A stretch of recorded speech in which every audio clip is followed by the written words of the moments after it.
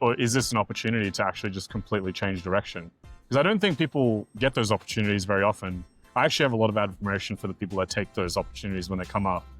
That take the opportunities of a new job? Not necessarily a new job, but a new pathway, right? Or even let's like go one step further and say people who make those opportunities for themselves, right? Yeah. And they have enough self-awareness to realize that, hey, I'm not enjoying the pathway that I was on before, or at least there are other pathways that I also find really interesting. So I'm going to actively make a choice to pursue something else. I mean, for me, it took a redundancy. If I didn't have the redundancy, I probably would have just stayed in that world for a while. Welcome to Outside the Bell Curve, a show for those who just can't seem to color inside the lines. I'm Heather, and I talk to friends with cool jobs, wild stories, and a habit of choosing the unexpected. From creative freelancers to digital nomads and anything and everything in between, this is a space for redefining success on your own terms. So let's explore what it looks like to live outside the bell curve. It's just so funny because I literally had it in my bag. We're making it work. No, it'll work. I'm actually pretty confident in your... My MacGyver skills? Yeah. I have a hair tie. I reckon... Genius. Open it up a bit. You've got it. Okay, Hold on. All right. That'll do. That'll do, donkey. I hope it's not too noisy. We can always go to the park, but this works. This is cute. We're here. Yeah. All right, so... Having the car does mean that we can go anywhere we want. That's the beautiful thing about having a car. Yeah. What do you think? What do you reckon? Do you think we should keep it here or do it in the park? Yeah, we'll just stay here for a bit. Still, I want to drink my juice slowly. Me too, actually. Okay, as I chugged it a little bit. Okay, welcome to Outside the Bell Curve. We are sitting outside in Andorra again with Akhil. Did I say that right? Yeah, you did, yeah. Thank God. I mean, to be fair, there's a lot of different ways to say my name. Yeah. I'm not very precious about it, so. Good. Yeah. I'm not too precious about Heather. People don't really know, you know what, the French mess it up, but that's okay. Because the TH doesn't really exist in the French language, the yeah, okay. sound. Makes sense. But, you know. I feel like people from all over the world say my name differently, and I kind of like that. Yeah. I mean, I just figured it out, kind of, sort of. Yeah. Not really. No, you nailed it. Yeah, so you're probably thinking, why are we sitting outside at this cafe? Why is it so noisy? Well, we just got some orange juice. I probably don't need to be shouting, do I? No, mic's pretty good. It will probably pick up Yeah. the road that we're sitting next to. Thanks, DJI. Okay, so we're in Andorra, specifically La Massana. And the way we ended up here, I had the power of social media. I'd posted on Instagram that I was here, and Akhil was like, what are you doing in Andorra? Yeah, super random. We met in Melbourne, Australia. Mm-hmm. But not for very long. I guess maybe like once or twice. Yeah. And then Heather moved up to Byron at the time, and then moved back to the States. Yeah. From memory. Yeah. We just had like this little group of, it is funny because like I feel like it was a group of people from the UK, in the US, and were you the only Aussie in that little Jordan friend as group? well. Jordan. Oh, actually no. Sorry, Jordan's not Aussie. She's like a child of the world. Yeah, she doesn't really count. She's got an Aussie passport, but she's an international citizen. Must be nice. Must be nice. Must be nice. No, actually, yeah, you're probably right. I probably was the only Aussie. Yeah, the only Aussie in our friend group in Australia. We just let him in. Yeah. I consider myself an expat in Melbourne as well, though. Because you're from Sydney? Exactly, yeah. I think as long as you know, like I didn't move to Melbourne knowing anyone there either, so well, not that many people. Yeah. So. Well, it's because I noticed that, like, correct me if I'm wrong, it kind of felt like people in Melbourne and Sydney didn't cross-pollinate too much. Like, I had met so many people in Melbourne who were like, yeah, I've never been to Sydney. I thought, what?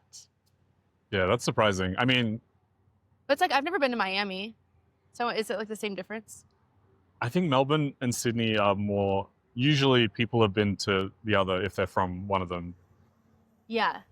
It's probably a bit rarer in Australia. I mean, Australia doesn't have like a lot of big cities, right? So... Mm-hmm. But moving to... Like, I think Sydney side is moving to Melbourne. Actually, no, I think it's pretty common. I think it's pretty common for people to move between them as well. Yeah. Oh, now we know. Yeah. Sydney has the weather. Sydney has the weather. And Melbourne the has the people and the culture. Oh, what do you mean the people? That's why. That's like one of the main reasons I fell in love with Melbourne. You just like the people more? I like the people more. Yeah, I found it way easier to make friends. Okay. I think in Sydney, it's like quite cliquey. Yeah. Depends. I guess it depends where you're coming from. Like, Did you live in Sydney for a bit as well? No, I didn't Yeah. make it there to live. I've heard from expats who I know in Sydney that they've had a great time, but then I think that for me who grew up there, it's like a bit different because I've already got like lots of friends, Yeah. and I just found it. I was like, how do I know so many people here, and yet I still find it a bit isolating at times. Yeah. And then I moved to Melbourne, and I was like, oh, this is really easy. So do you feel like you're a better version of yourself in Melbourne? Yes, definitely more at home. Yeah. Yeah, I'd say a better version of myself. I think some people kind of have pointed out that anyone who moves anywhere, and you probably would know this as well, you've moved around a fair bit, but I think you end up having to like get out of your comfort zone a bit. So you could almost argue that I could have been that person in Sydney too. Yeah. But I needed to go to a new place in order to figure it out, right? I grow the absolute most when I change geographic locations. Exactly. I don't know why it is that way. I know some people are like disciplined enough to change a lot when they have like fuzz in my mouth. They're disciplined enough to change within their primary setting, but I'm just not wired to be that way. I'm too comfortable. Yeah. I think everyone should explore all the time though, right? Like it's not so much like I still call Sydney home in many ways. I think Melbourne's also home now as well. And, you know, I've traveled a lot, I've been all around the world. I've never lived anywhere else, which is something that I do want to do. Like never lived outside of Australia. But I do want to do that eventually as well. Yeah. But the point is, I think, yeah, I still call them home, but that doesn't mean that I can't go away for many years and come back. Yeah. And exactly. I think you need to like go away to appreciate why home is home, if that makes sense. Yeah. Yeah. Well, so you're away now. Why are you away? I don't want to like blast your business. Like, why are you here? Why am I here? Yeah. Well, I had a redundancy last year from my the job I was working at, and decided to take my first ever gap year. And I'm doing this thing called the Mongol Rally, which is like a big road trip event where we drive from Prague to Mongolia, and I'm sort of extending it out on the first half of it by also driving from the UK over to Prague as well. And yeah, I love road trips. I think part of the reason I decided to do this was, you know, you and I were talking about this just before. We didn't really get into it too deeply, but it's like, I have realized that I have sometimes been averse to doing hard things before. It's just like, you know, I don't really, it's probably normal for a lot of people, but I just don't put myself out of my comfort zone too often. And so this is like a kind of way to manufacture a bit of hardship. Yeah. And force myself to, learn probably a whole bunch of new things. I don't even know anything about cars. I'm driving like a 25-year-old 1,000-pound car across some of the most difficult roads in the world. So I'm probably going to have to learn some stuff about cars, new languages, new cultures, you know, navigating really difficult visas, have to get one for Russia, navigating different attitudes towards, tourists. People, tourists and people. Yeah. What else? Probably a bit of sketchiness as well. I'm sure there's going to be some really dicey situations that come up. Yep. So this trip is definitely not about being comfortable. Oh, another thing, I don't like camping, but I probably have to do a bunch of that while I'm on this as well. What made you decide that you don't like camping? I like sleeping in a bed. But you can sleep on an inflatable bed. Yeah, that's what I have. My brother's an avid camper, and he lent to me most of the stuff that I've got right now. Nice. And he gave me his inflatable mattress thing. There you go. I've used it once, and it deflated as the night went on. Yeah. So it makes a big difference. I remember I was going camping in the Grampians, and one of the girls was like, "Do you want a little mattress?" And I was like, "Nah, I'm good." Yeah. That was a big mistake. I think once you have the setup for it, yeah, it can be cold and also hard and rocky or whatever it is. I don't really know what to expect. I mean, once you got the setup for it, it's probably it's great. You know, it's probably fun. Yeah. But I will say I'm not that keen on camping by myself yet. I haven't done any solo camping before, and still, like on this trip so far, I haven't done any yet. I'm kind of waiting until I link up with my team that we're doing the Mongol Rally with, and then we'll need to camp a bit as we go along. So. I don't think you like need to go solo camping to prove anything or, No, exactly, you know, yeah. like I actually am thinking really hard. I don't think I've ever solo camped. I've done solo road trips and I've slept in my car solo because I've had like a camper Yeah. van or something like that. But I've never, that I can think of at this moment, just slept in a tent by myself. I think I'd be nervous for bears and men. Same thing as I Yep. am on hikes. I'm like, maybe a bear will sneak up on me. Yeah, I don't know. And yeah, I can appreciate that side of why you know, yourself as a woman might not want to do it. But even as a guy. Even as a guy, I'm like, I don't know. For me, it's like probably less about the nervous side and more about just like, it just doesn't, I think it's like a level of solidarity that I'm not really that keen on right now. Is this something that you're working on, being in solitude? Oh, yeah. I mean, I have been for probably like the better part of a decade at this point. And I think I'm pretty good at it now, to be fair. Like, I've driven over 10,000 kilometers in this car so far. Most of that, if not actually almost all of that, has been by myself. So I don't really have a problem with solitude. I think there's something, you know, there's levels to solitude, and I think camping out in, depends where you are, the setup for it. Like if you're, I don't know, if you're on a mountain in the Pyrenees, or if you're in a field in Scotland, or if you're in a campground surrounded by a lot of other people, there's like different levels to that. But did you go camping in Scotland? No, I should have, but I didn't. You know where I went hiking yesterday? There's actually like a refuge that you can camp in. No, that's cool. There's a lot of camping like sites free around camping here. ground kind of thing. Yeah.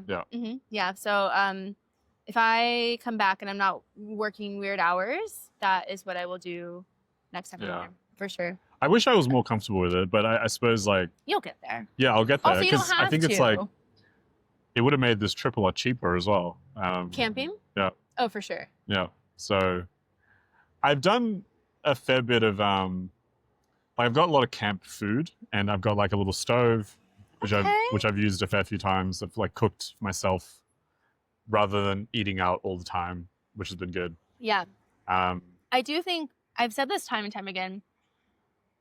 I love cooking for myself. It's such a joy. I hate cooking. Oh no. But what I love about hostels when you're doing little trips like this is I find that the kitchen is such a communal area.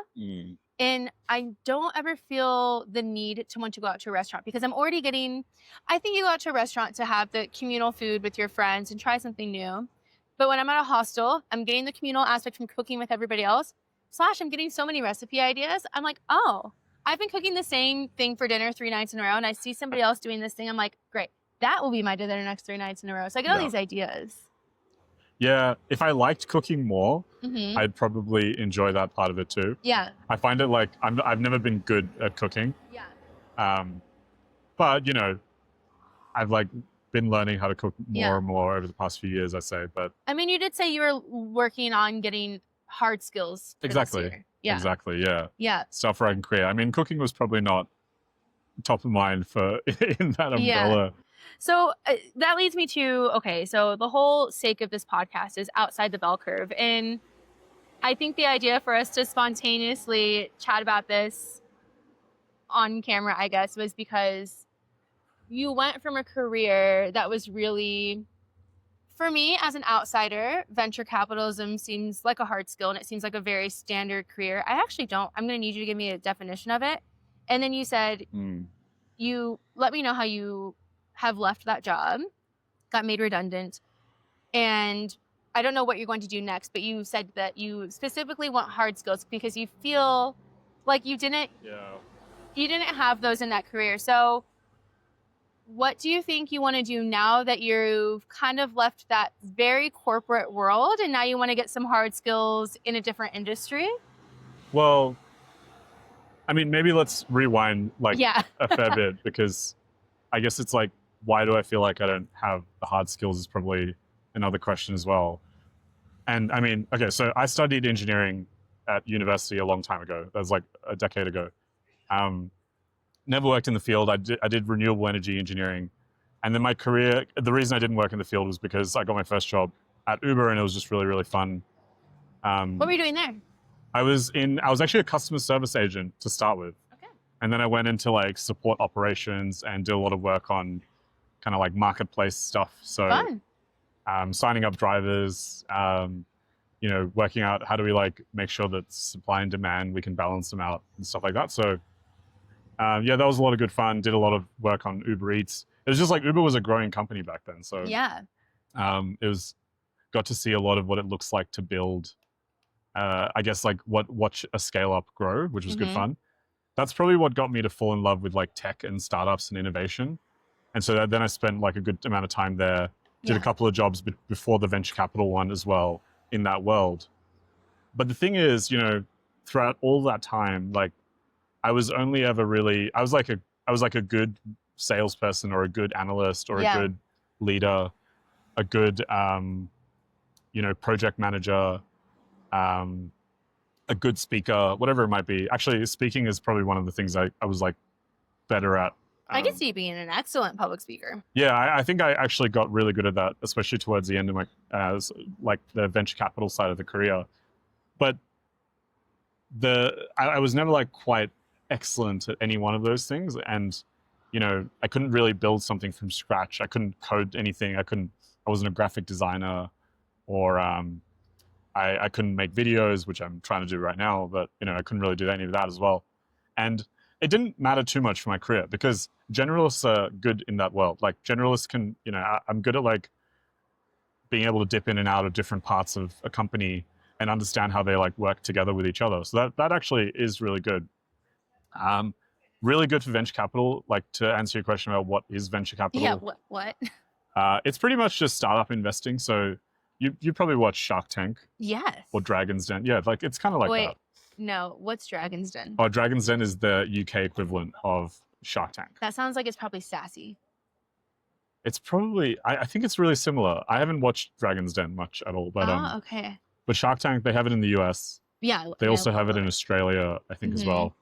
Yeah, it's pretty much like that. So I think the simple way to put it is that rich people give I worked for a firm. They give the firm their money in order for the firm to go and spend that money on buying stakes in startups. Yes. And so our jobs and my job was pretty much to spend a lot of time with founders, rip apart their businesses, poke holes in their ideas, help them like hone it into like what they're trying to, you know, build. And then we would choose, you know, myself and a lot of the other people at the firm, mostly my bosses, the general partners, they would choose whether or not to invest in the companies. So you're a shark. Kind of, yeah. That's probably the simple way to put it. Yeah. But I think the good thing about the venture capital world is it also, it's good to be a generalist in that world as well, because you need to like know a little bit about lots of different types of businesses and industries. Or even more importantly is like, if you're getting pitched an idea in an industry that you know nothing about, you need to know how to like navigate that lack of knowledge and still ask good questions and all this kind of stuff. So, you know, I got good at talking. Like talking is probably like the one thing that I am better at than, well, I've realized it's like more of a skill than I used to think it was, I suppose. So many people are, and I'm not ripping on anyone, but like so many people are shit at it or just think they're shit at it. Yeah. You know? Yeah. But even just talking to people, like saying hi. I mean, especially in the VC job, I think that's where I really had to like flex that muscle a lot more. And I realized I was pretty good at talking on the fly. Like I didn't really need to prepare too much. I mean, even right now, like we're doing this, I suppose this is just a conversation. Like this just feels like a normal conversation anyway. But I think that's the way I treat. Like even if someone said to me, if someone walked past right now and said, hey, we need you to go and talk on stage in 2 minutes in front of a crowd of like 1,000 people, I'd be like, yeah, let's do it. Really? It depends on the topic and how my nerve levels would be, you know, really high if it's like something I know nothing about. But I could probably do it. Like, you know, I've done a lot of emceeing at people's weddings and spoke on stages a lot for the VC job as well. Had to do a lot of presenting in front of like lots of people. I think I just got really comfortable with, especially whilst doing that whilst like not being overly prepared sometimes as well. That's interesting that you were saying how, and again, I don't want to put words in your mouth, but I feel like that is a very hard skill that so many people don't possess or think they possess. could this be your next industry? Could this be something that you go into developing people's confidence with public speaking? Oh yeah, I would love to do something like that as well. And yeah, I mean, Do you need an agent? maybe. Commission? But that's probably a good segue actually to like where I'm at in my career right now. And the truth is that, and you asked like, what do I want to do next? And you mentioned it sounds like a hard skill. So why am I saying I don't have any hard skills? I think I meant actually probably the better word for it is like creative skills. So Yeah. things where skill sets where I can use to actually create something from scratch. So that's kind of where I'm heading at the moment. I'm taking this gap year. I'm driving across Europe. I want to document it properly, and so I've been making lots of videos. You and I are both doing like foraying into this world a little bit, I suppose. But the point I'm making is like I've been trying to flex muscles that I wasn't sure if I had or not before. Yeah. I've never really like done a lot of video editing, not even like photography or videography, without the editing side of things as well. I think in terms of like what I do next, it's pretty up in the air. That's the short answer. And there's a lot of options that I'm considering. I haven't really landed on one yet. 2 questions. First one, how do you feel about that? Because I think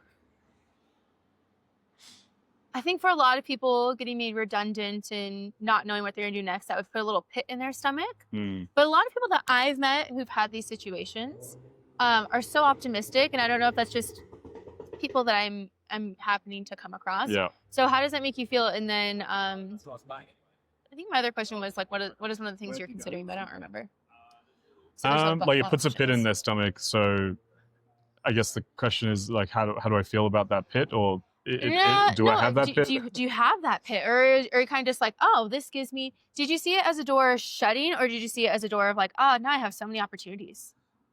It's a good question. I think like my career has been so varied that I'm pretty confident I could get a job again if I wanted to.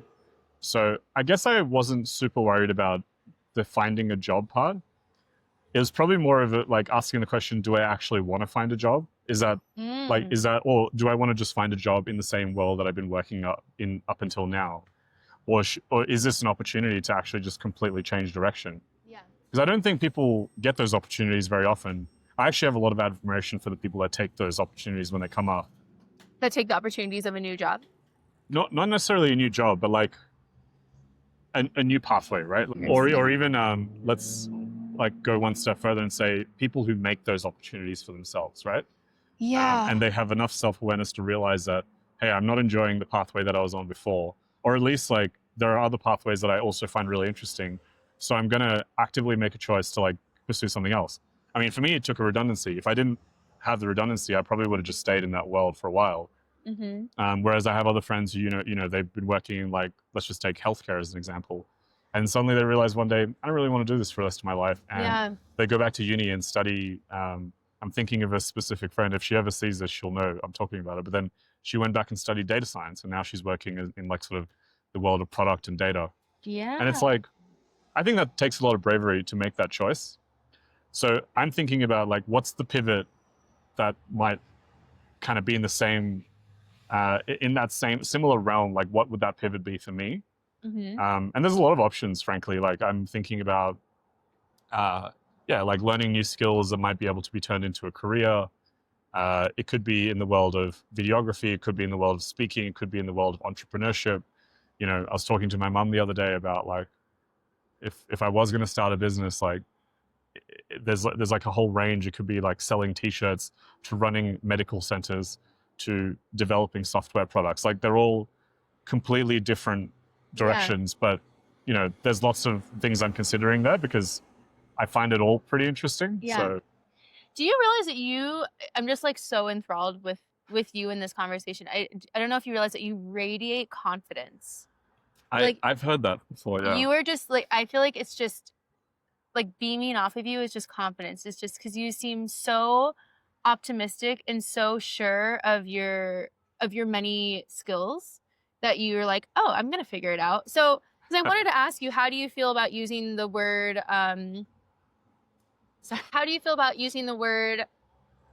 can I say unemployed? Yeah. You know, like how Yeah. did I was going to ask how that makes you feel, but I feel like I don't even need to ask you that because you just seem so sure of yourself. I didn't mean to think knock even your- the most confident people, and I do count myself in that category. So you're probably right. Like I think overall I'm a relatively confident person. But you know, everyone has like moments of doubt, and like I've had many, many moments of doubt. So I'm not going to like sugarcoat that part of it either. You know, maybe on this particular day that we ran into each other, I'm feeling like, you know, the sun's out. It's like such a beautiful it's day. like 35 I ran into a friend of mine in Andorra, of all places. Like I feel today is like a good day, right? So, but then there are other days where I'm like, yeah, I don't feel that great, and I don't feel that optimistic. I think overall, the reason I feel pretty optimistic though, it actually mostly just comes down to like over time I've just realized I'm pretty good at solving problems, and like I'm like put that on a shirt. I put this to someone recently. It's like it's less about that I need to be confident on the problem, the types of problems that come my way. Yeah. And it's more that I'm confident in my ability to solve like problems that I don't know about right now. So, you know, new problems that I've never seen before in my life. And like that, I think that came from, you know, some of the places I worked. Like you're kind of just solving new stuff all the time. Yeah. You're like, oh, nobody's ever done this before, but we have to figure it out right now. We don't have a lot of time. There's, you know, I don't have like other people I can tap on the shoulder. So I just got to figure it out, right? Like that's, and you learn to form you learn to form a bit of a, let's call it dependence on your ability rather than your knowledge, if that makes sense. Yeah. So many questions. First question, do you prefer being in a leadership role or in a more team-based bottom-up role? I can't think of it. Usually, so there's like, I guess in the tech corporate world, there's probably like two main types of roles that come up there. It's like either you're a manager or you're an individual contributor. That's like the two kind of tracks. Individual contributor, kind of what it sounds like. You know, you don't manage people. You might work in a team with a lot of other individual contributors, and you have a manager that sits above you. I like management better. I think I'm an okay leader in some respects. I think I've also got lots to learn as well. I also think that leadership is like a bit of a misnomer in the corporate world anyway. Like management and leadership can get conflated with each other. Like you can be a leader as an individual contributor as well, without even like you're not necessarily managing other people, and yet you're still leading them. Exactly. So I think I enjoy influencing people and like helping them, I guess, reach their own potential, whether that's as a manager or not. It's kind of not that relevant to me. That's so lovely. And I've been in positions like that before. Like my last role, I was a manager, and then, you know, in a role that was like 2 or 3 roles before that, I was an individual contributor, and I'd argue I was like more of a leader in that individual contributing role to like the 15, 20 people around me. And so, I don't know, like I think I probably focus a bit less on, well, I suppose I focus a bit more on the, you know, I think teamwork is like the baseline. And so it's like we're all trying to work together. Whether we can do that on our own individual tracks or whether we need to do it together, that kind of depends on the problem. And so you just kind of adapt to like what the sort of environment you're in. I don't know. I don't know if that's a good answer, but no, it's great. I was like, I'm learning a lot. Okay, what has been the most challenging part about this trip so far? And because you're halfway through, what's been the most challenging part, and what has been the most rewarding part that you weren't expecting?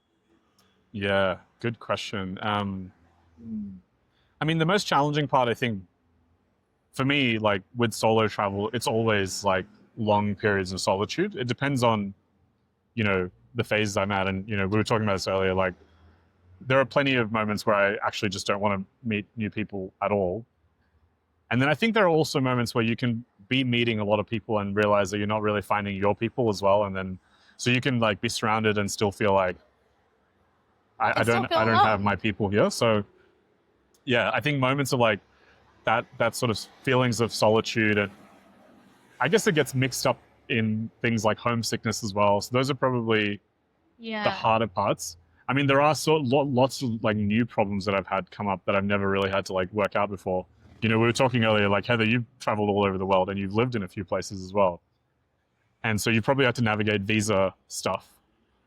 And visas is just not something I've ever had to really think about because I've only ever lived in Australia as an Australian. And so like that's a new like area of challenge. And then what else? I've got learning new stuff about like the rules around, taking cars across borders and. Oh, I don't know those rules. Yeah, I mean, these are like stuff that I wouldn't have ever thought about before, but insurance has been a problem. Like car insurance? Car insurance I don't even want to talk about it. It's such a headache. The fucking word insurance. Yeah, so there's like all sorts of small like problems like that are new ones that come up, and I haven't really experienced them before. But, like I said, I don't, those don't really bother me. It's just more, the difficult parts are probably more like the homesickness and solitude parts. Yeah. And what was the other part to your question? I can't remember. What's been the most rewarding part? Oh, rewarding parts, yeah. I'd say it's the flip side of that. It's when you do meet your people and you're like, especially when you weren't expecting it. Yeah. I posted this on my Instagram the other day, like a story about this tattoo that I have, and it's pretty much centered around this quote, "What is the city but the people?" And I realized like a long time ago that I pretty much like mostly travel for people, like no matter where I go and how beautiful those places are or whatever. It really comes down, like the people make the place for me. And so, and I especially love it when I feel like sometimes I prove myself wrong because I've made like a judgment call on a person. Like probably I've seen them across the room and they look like a bit of a, whatever. I was just talking about this yesterday. And then it's like, you meet them and you're like, oh crap, I was so wrong about you. Yeah. And, that's been true at least a few times already. So, and I like to think that I met a few people that I would probably stay in touch with for a very long time. I've linked up with people that I've met in like previous travels who, I think it was like a good validating experience. Like, oh yeah, you were cool when I first met you and you're still cool today. Like, because it wasn't just a fading moment. No, it wasn't just a fading moment. Because I think that kind of can get, I feel like when I meet people traveling, and I don't know if other people say, I always want to make sure that like people know it is a genuine meeting. Like you're not just meeting for that moment. Like you might actually meet again. You're not just saying, hey, what's your Instagram? What's your WhatsApp? Yeah. It's with the intention of, I actually do want to stay connected with you. And I actually do want to see how you're going later on, because many of the people that I actually do exchange contact with, I end up like on this trip, I'm meeting up with so many friends from Australia, America, and these are people that I've just met sometimes briefly, sometimes for a really long time, and we're meeting up in different places. Yeah, I think I fully wholeheartedly agree. Yeah. I do think though, it takes like quite a bit of effort, right? Which is probably the part that I don't see people putting in like consistently. And that's okay, the people put in the effort where they want to. But well, friendships take effort when you're in your, when you just get busy in life. I think one interesting thing that's happened over this trip as well is I guess I've like reconnected with some people that, I wasn't really even sure if we were still friends anymore. Well, you have those friends where sometimes it comes in seasons, you get busy and then you meet back up and it's like nothing's changed. You don't even have to do the small talk. You're just right into it like, oh, that crazy thing happened. Yeah, exactly. Okay, so gonna wrap this up because I don't know about you, I have sweat dripping down my thighs. It is really hot now. But I did want to bring back to something that you had mentioned before we started chatting, was that I loved, that this is a trip of the in-between. This is a taster trip. And it's okay to take those trips where, I mean, I'll let you dive into it, just all the in-between. Yeah, well, I mean, it's like a bit of a function of it being a road trip. So it's a bit harder to like get to really busy or popular places, I should say, where tourists would typically go. But it's really easy to get to all the places in between those. So, just as an example, like we're in Andorra right now. I was in Valencia before this and San Sebastian before that. If you draw that out on a map, it's like a bit of a triangle across Spain. And I think all the places in between, frankly, were like in some ways like the really interesting parts of Spain. They're not really interesting. They're not like they're definitely not tourist attractions. There's long stretches of road with just a lot of barren nothingness.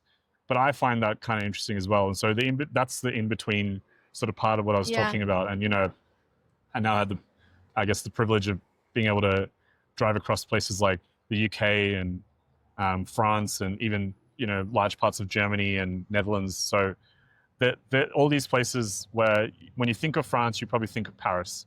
You probably think of, Nice or Bordeaux. the French Riviera, whatever it might be. Yeah, Bordeaux.